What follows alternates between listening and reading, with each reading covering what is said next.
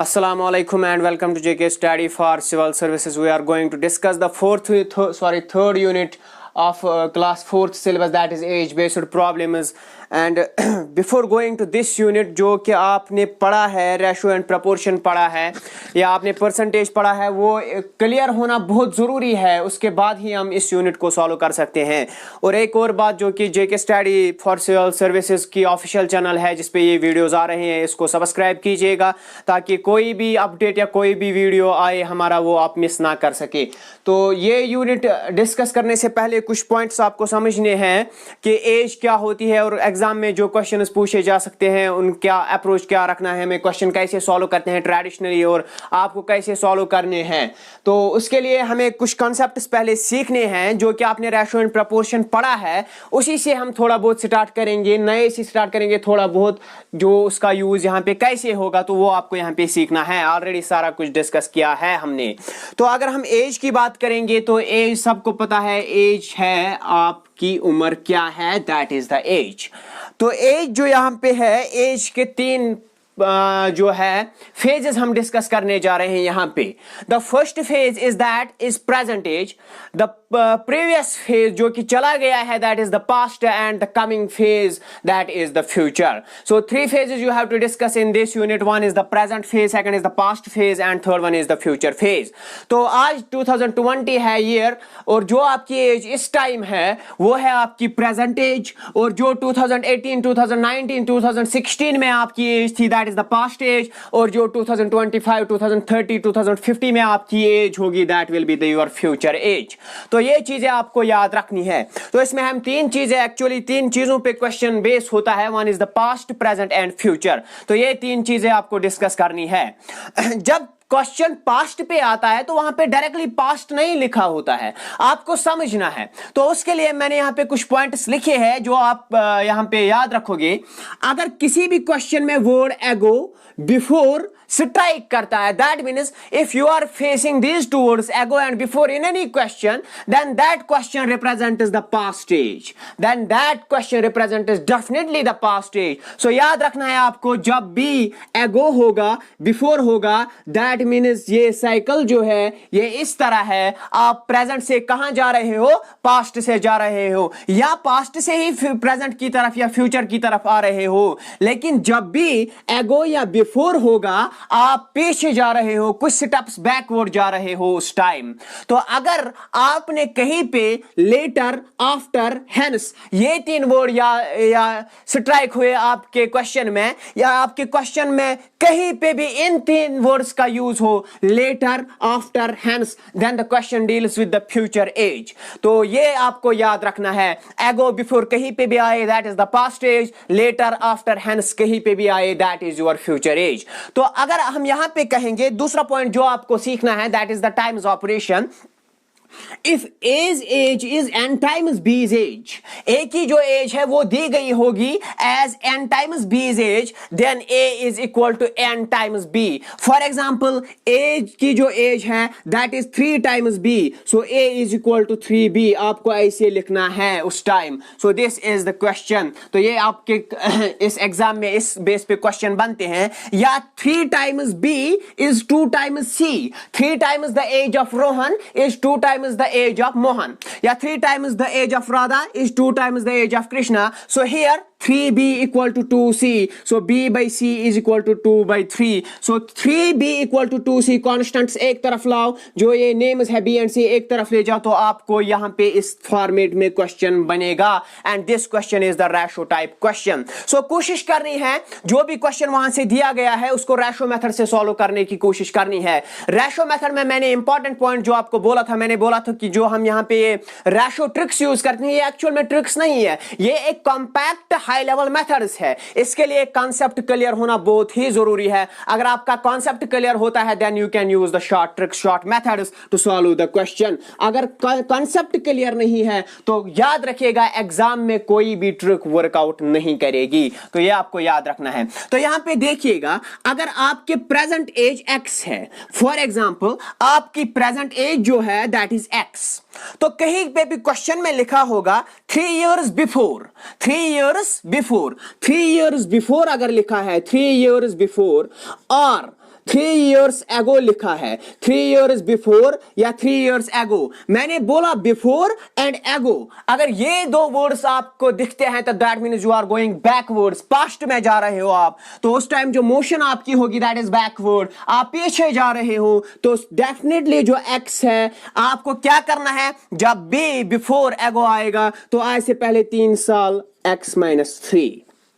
तो इस तरह आपको पीछे जाना है 3 steps, 3 years before, 3 years ago, 3 step पीछे जाना है। कहीं पे लिखा होगा 5 years बिफोर तो 5 स्टेप्स पीछे जाना है। कहीं पे लिखा होगा 7 years बिफोर तो 7 स्टेप्स आपको पीछे जाने हैं। या कहीं पे अगर लिखा होगा, आपको लिखा होगा 3 years hence, 3 years hence, 3 years later, 3 years after, तो आपको क्या करना है, उस टाइम आपको आगे जाना है, मोशन फॉरवर्ड रखनी है। दैट मीन्स आपको इतने steps 3 years, 5 years, 7 years, 8 step, 8 years, उतने स्टेप्स आपको आगे जाना है। जो आपकी एज उस टाइम बनेगी दैट बनी वो क्या होगी, x + 3, x + 5 जो भी दिया होगा यहाँ पे। तो यही मैं बता रहा था कि जब बिफोर होगा, एगो होगा, आपको माइनस करना है, सबट्रैक्ट करना है, पास्ट में जाना है। तो अगर कहीं पे आपको हेंस, लेटर, आफ्टर दिखने को मिलेगा तो आपको क्या करना है, उतने स्टेप्स आगे जाना है, सो एडिशन करना है आपको उस टाइम। ये आपको बेसिक कॉन्सेप्ट्स यहां पे क्लियर करने हैं, पहले ही इंट्रोडक्शन में ये चीजें क्लियर होनी चाहिए। तो अब आपको मैं एक और बात बताऊंगा, आपको कहीं पे क्वेश्चन में दिया होगा 4 years ago, 4 years ago किसी की एज है 8 years, आज से पहले 4 साल किसी की एज दी गई थी 8 years। आपको क्या करना है, आपको बताना है 5 years later उसकी एज क्या होगी, 5 years later। तो इस क्वेश्चन में आप एक एरर करते हो, क्वेश्चन बहुत ही सिंपल होता है लेकिन कंफ्यूजन होता है कि मुझे करना क्या है। अगर आपको देखा जाएगा यहां पे, अगर क्वेश्चन में समझने की कोशिश करूंगा तो 4 years ago मेरी एज जो थी वो थी 8 years। तो अब आपको 5 साल बाद एज क्या होगी, तो ये आप हमेशा समझ जाओगे कि ये जो टर्म होती है ये प्रेजेंट से हम कैलकुलेट करते हैं। तो आपको पास्ट से पहले प्रेजेंट में आना होगा, प्रेजेंट से आपको 5 स्टेप्स आगे जाना होगा। तो आपको अगर पूछा जाएगा 5 years later from now, 5 years later from now, now means present age, तो आपको 8 से प्रेजेंट पे आना, पास्ट से प्रेजेंट पे आना होगा।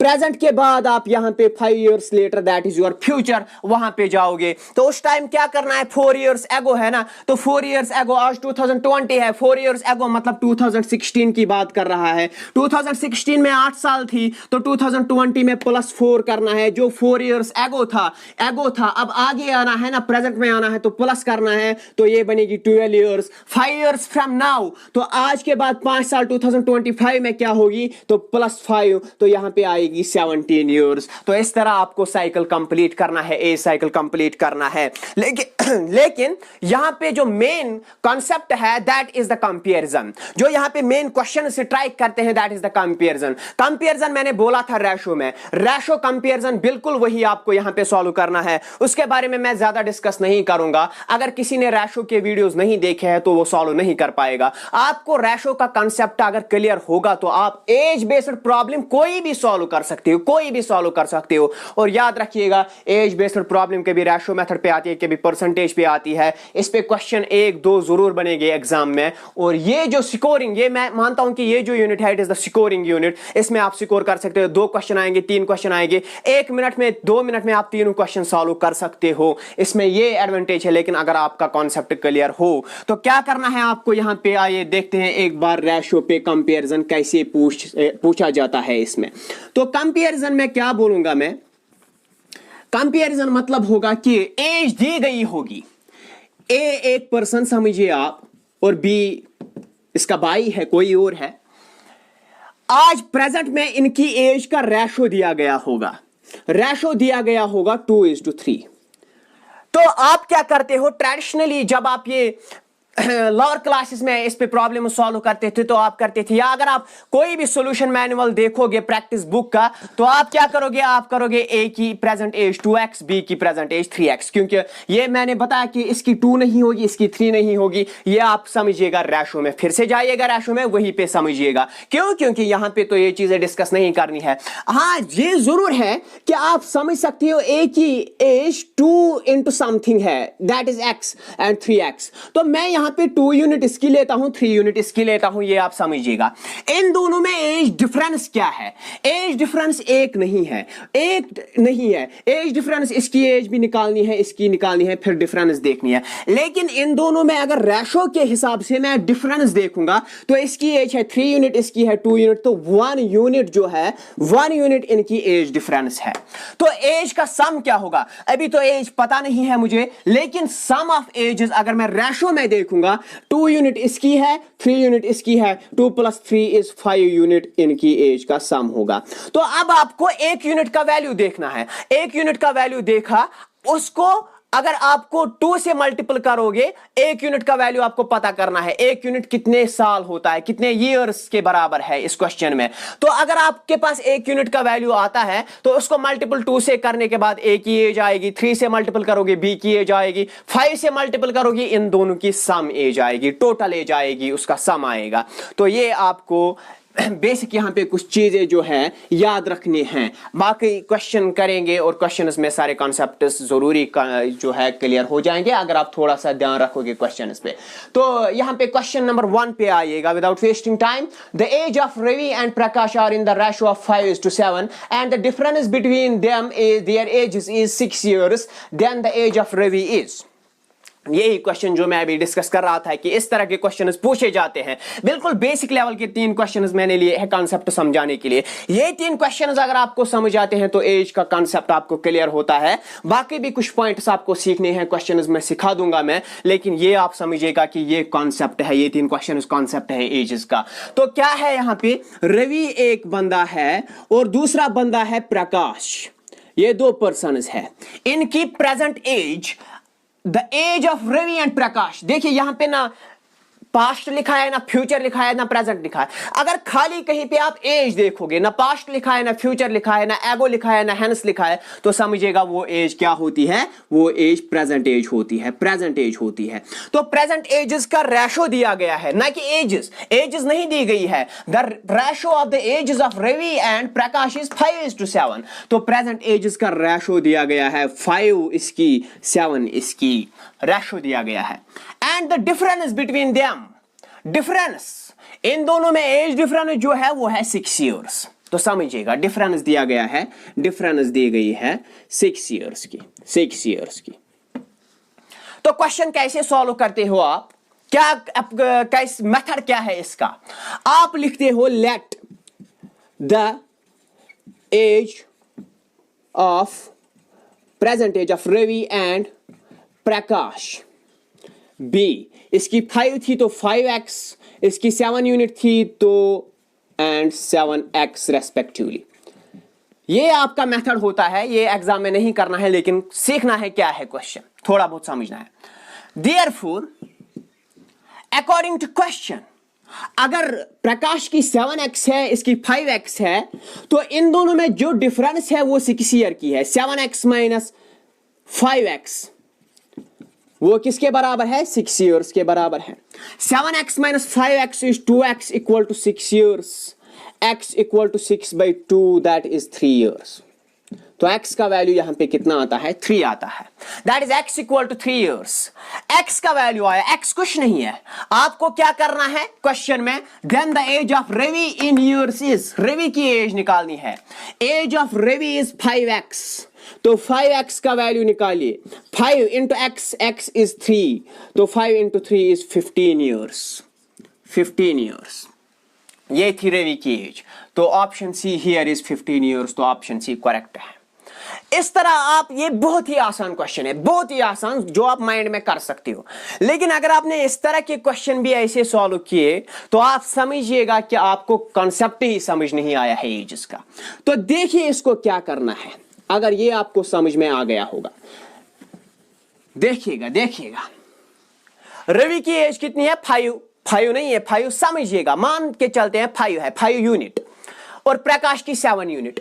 डिफरेंस कितनी है इन दोनों में, 2 यूनिट्स का, 2 यूनिट्स का डिफरेंस है, 2 यूनिट्स का डिफरेंस है।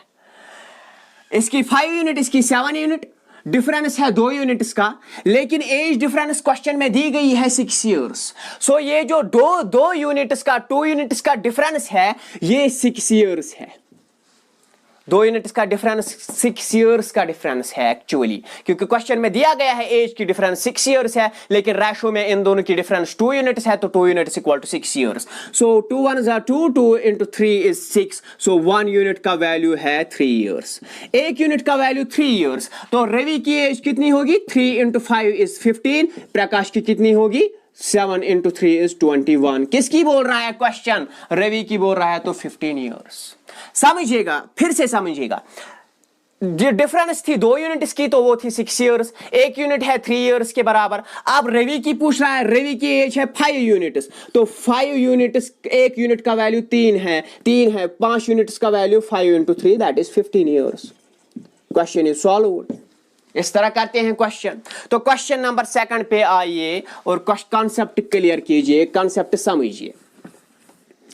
चलिए question number 2, the ratio of the present ages of A and B is 5:3 and the sum of their ages is 56. Find the difference between the ages of A and B. तो ratio of present age of A and B दिया गया है, present ages का ratio दिया गया है, sum of ages दिया गया है, आपको difference of ages बताना है। बहुत ही अच्छा क्वेश्चन है और बेसिक क्वेश्चन है। प्रेजेंट एज, ये है A आपका और ये है B, इनकी प्रेजेंट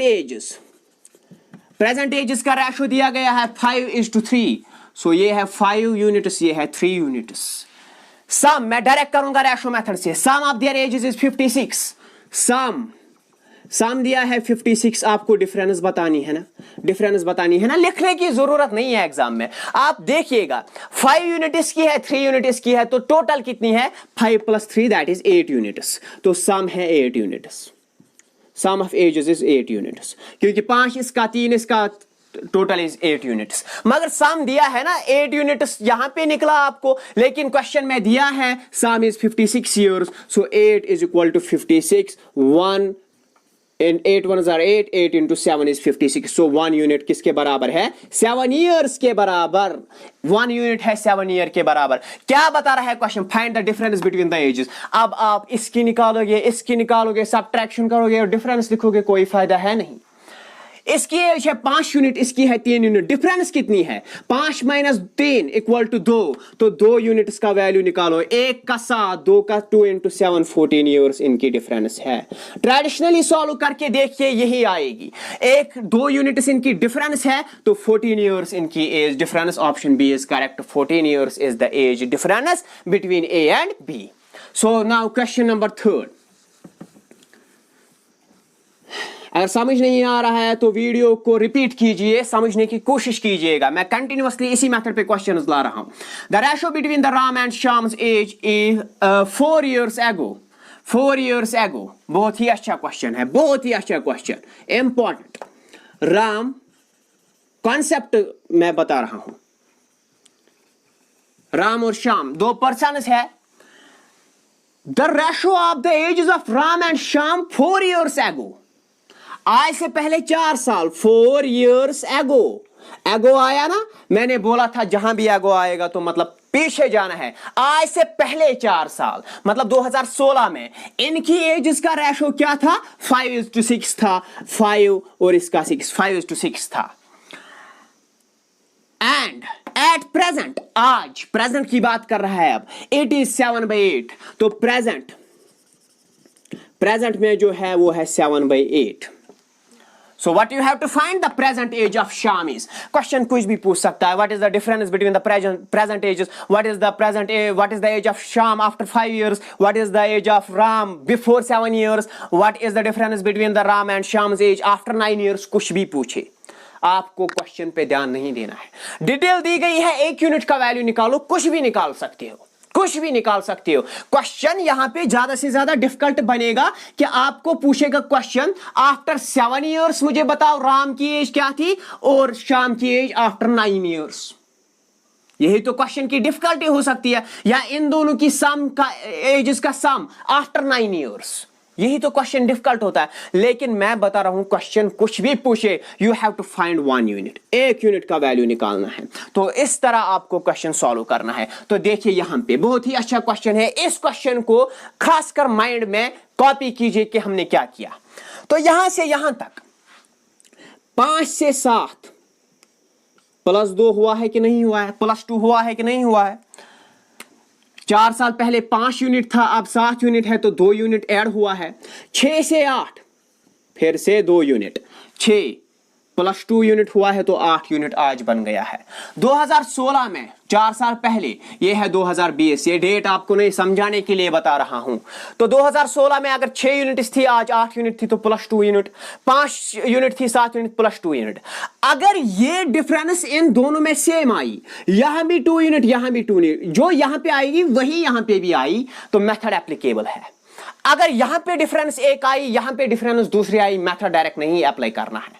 उस टाइम क्या करना है? सर क्या करेंगे अगर आप डिफरेंट आई? अरे कुछ नहीं करना है, आपको डिफरेंस सेम बनानी है, क्योंकि इससे ब्यूटीफुल मेथड कोई है ही नहीं जो फेल ही नहीं होगा मेथड, और बहुत ही शॉर्ट मेथड है। तो उस टाइम आप क्या करोगे? You have to make the difference same. So difference same कैसे बनाते हैं? जब क्वेश्चन आएगा मैं दिखाऊंगा। सो यहां पे ये जो यहां से यहां तक आने में इसको कितना टाइम लगा? कितना टाइम लगा? 4 साल का गैप है कि नहीं है? 4 इयर्स एगो 2016 की बात कर रहा था, अब 2020 की बात कर रहा है। तो यहां से यहां तक जो फासला है 4 सालों का है, 4 सालों की गैप है, लेकिन रेशो के हिसाब से 2 यूनिट्स का गैप है। सो 2 यूनिट्स का गैप 4 सालों के बराबर। 1 यूनिट 2 इयर्स के बराबर। 1 यूनिट का वैल्यू पता चला ना? चला पता। द प्रेजेंट एज ऑफ शाम इज, शाम ये है पास्ट एज इसकी 4 साल पहले, ये है प्रेजेंट एज। प्रेजेंट एज कितने यूनिट्स है? 8 यूनिट्स है ना। 1 यूनिट का वैल्यू 2 साल, तो 8 यूनिट्स का वैल्यू 8 into 2 इज 16 ईयर्स। तो कितनी है? ऑप्शन डी इज करेक्ट, शाम की एज है 16 ईयर्स। ऐसे ही आपको क्वेश्चन सॉल्व करने हैं एग्जाम में। एक बार प्रैक्टिस अगर हो जाए तो आप ये क्वेश्चन बिल्कुल without picking the pen copy की जरूरत, रफ की जरूरत पड़ेगी नहीं। आपको अगर प्रैक्टिस हो जाएगी इन क्वेश्चंस की, एक बार कॉन्सेप्ट क्लियर होगा, I guarantee you can solve this type of questions in the mind without picking the pen. ये आप लिख के ले लो, लेकिन कब? जब आप प्रैक्टिस करोगे, कॉन्सेप्ट क्लियर करोगे। थैंक यू, नेक्स्ट वीडियो में मिलते हैं।